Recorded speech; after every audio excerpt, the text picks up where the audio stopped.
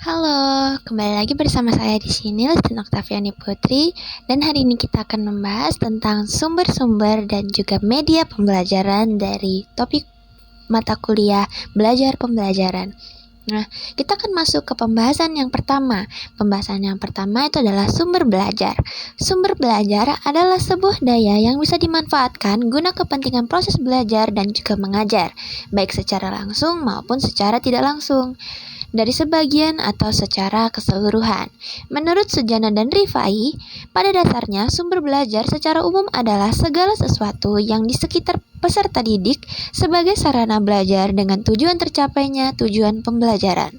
Sumber belajar sangatlah penting keberadaannya untuk pedoman peserta didik dalam mencari materi dan juga mempecahkan masalah-masalah yang ada. Dalam proses belajar pembelajaran, sumber belajar sangatlah dipentingkan. Sumber belajar atau learning resource adalah segala macam sumber yang ada di luar diri seseorang atau di luar diri peserta didik itu sendiri, dan yang memungkinkan dan memudahkan terjadinya proses belajar.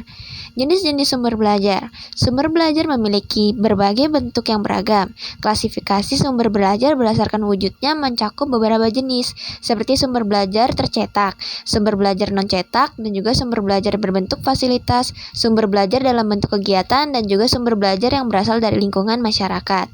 Menurut Sujana dan Rifai dan menurut Soeharto pada tahun 2023, dalam Musfikon, sumber belajar dapat dibedakan menjadi dua, yaitu sumber belajar yang dirancang by design dan juga sumber belajar yang ditinggal dipakai atau jadi, atau by utilization.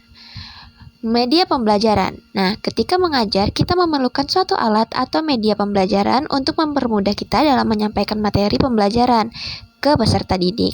Selain mempermudah juga bisa membuat peserta didik termotivasi untuk mengikuti pembelajaran.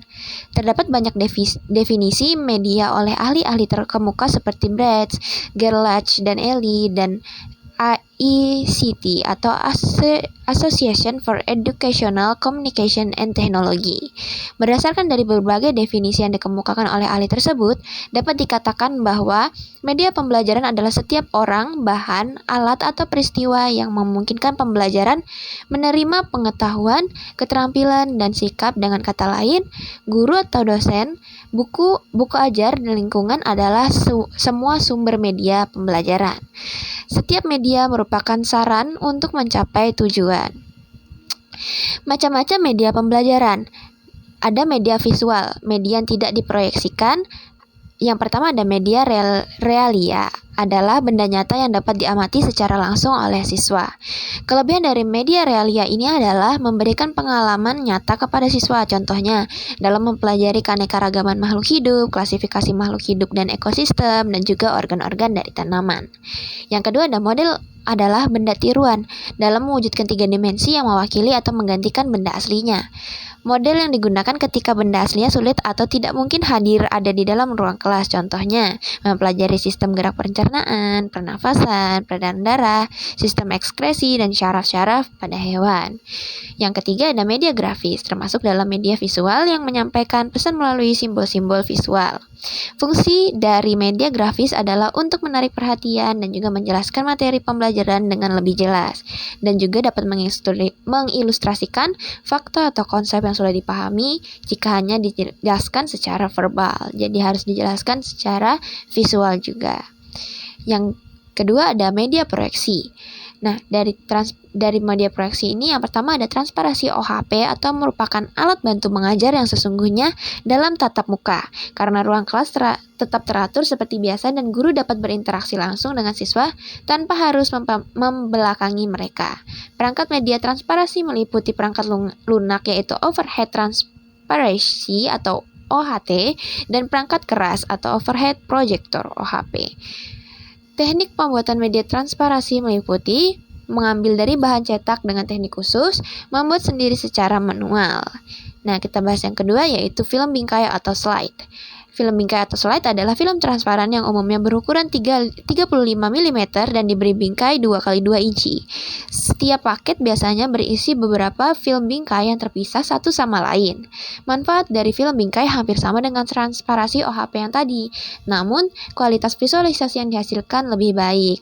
Namun juga ada kelemahannya. Kelemahannya adalah biaya produksi dan peralatan yang digunakan lebih mahal serta kurang praktis. Untuk menyajikan film bingkai diperlukan proyektor khusus.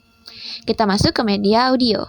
Media audio ada media radio dan juga kaset audio, di mana kita hanya bisa mendengarkan audio dan tidak dapat menyaksikan visualisasinya.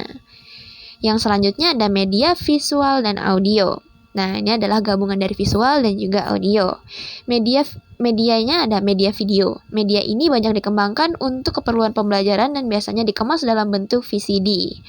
Yang kedua ada media komputer, yaitu memiliki semua kelebihan yang dimiliki oleh media lain. Selain mampu menampilkan teks, menampilkan gerakan, suara, dan juga gambar, komputer juga dapat digunakan secara interaktif, bukan hanya searah.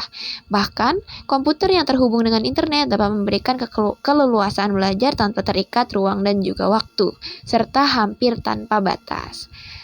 Yang selanjutnya ada alat peraga. Kata kunci dalam memahami alat peraga dalam konteks pembelajaran adalah nilai manfaat, yang mengacu pada segala sesuatu yang dapat mendukung keaktifan dan efisiensi penyampaian atau pengembangan dan juga pemahaman informasi atau pesan pembelajaran. Alat peraga sering disebut juga sebagai sarana pembelajaran. Nah, itu saja yang dapat saya jelaskan untuk materi sumber dan juga alat-alat pembelajaran atau media pembelajaran. Kita akan bahas materi-materi selanjutnya di video selanjutnya. Terima kasih.